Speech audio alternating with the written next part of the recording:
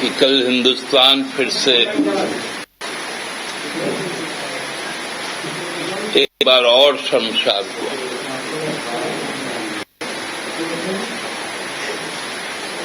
जैसे भारतीय जनता पार्टी 14 के बाद जब से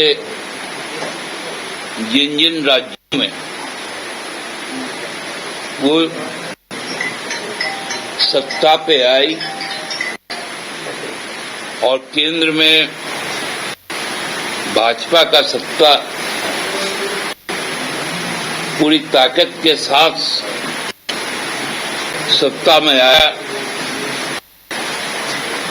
तो पहले एक नारा दिया गया, बेटी बचाओ और बेटी पढ़ाओ। लेकिन लगातार पिछले 5-6 वर्षों से भाजपा का जो स्वरूप सामने आया है, जो बीजेपी का एक नया टर्मोलॉजी सामने आया है, वो है बेटी जलाओ पार्टी।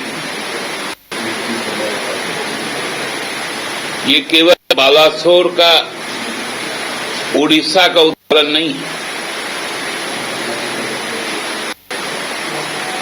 ये उत्तर प्रदेश का भी है,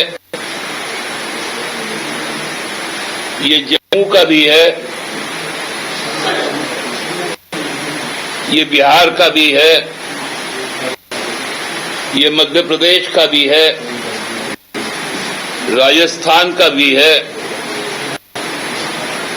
गुजरात का भी है और मणिपुर का तो है ही।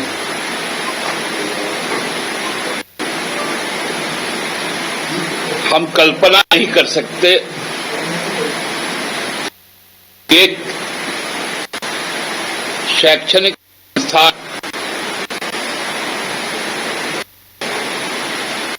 जहां शिक्षिका बनने के समाज रास्ते में दिखाने के लिए जो शिक्षक तैयार होते हैं वो बैचलर ऑफ एजुकेशन या मास्टर ऑफ एजुकेशन के बाद ही तैयार हो।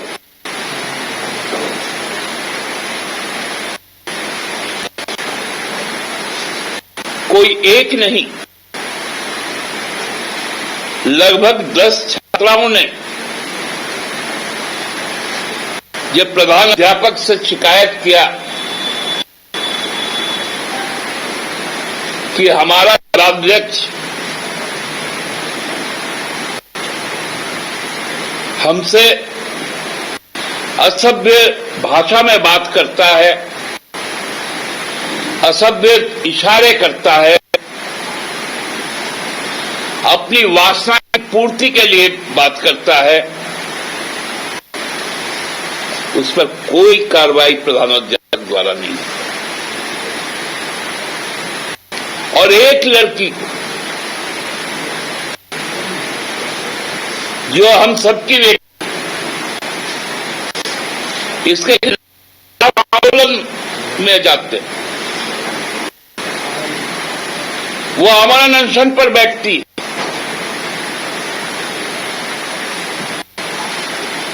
फिर से गुहार लगाती है प्रधानाध्यापक से। प्रधानाध्यापक क्या करते हैं? उसको और जलील करते हैं और परिस्थितियां ऐसी उत्पन्न होती है कि वो आत्मदाह करने को मजबूर हो जाती है। ये साधारण घटना नहीं,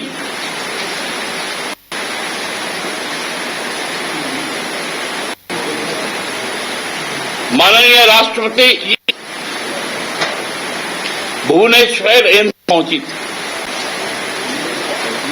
देश के शिक्षा मंत्री धर्मेंद्र प्रधान जी उड़ीसा से आते हैं।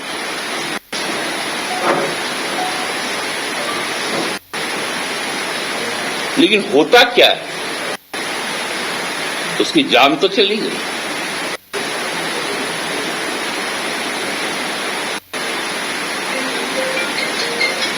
हाथरस की घटना आपको याद है, कठुआ की घटना आपको याद है,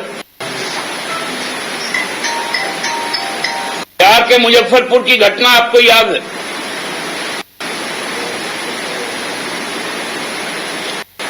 राजस्थान के सीकर की घटना आपको याद है।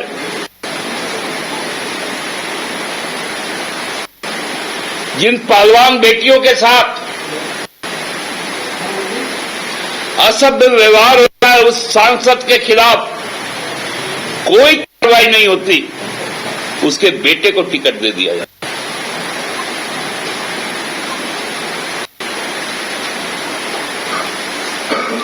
जहां जहां भाजपा जाती है वहां वहां महिला सुरक्षा समाप्त हो जाता है।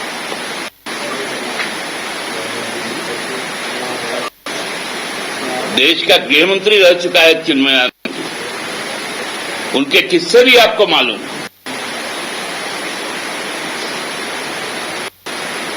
इसलिए बेटी जलाओ पार्टी का जो कारनामा है, ये घोर चिंता का विषय है। ये साधारण विषय नहीं है।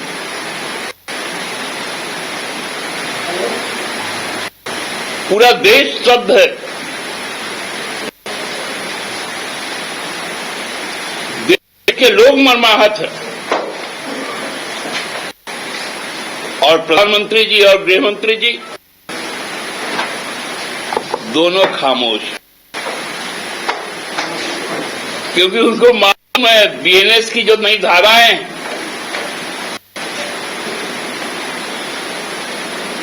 सेक्सुअल हैरेसमेंट का धारा 75, उसमें मात्र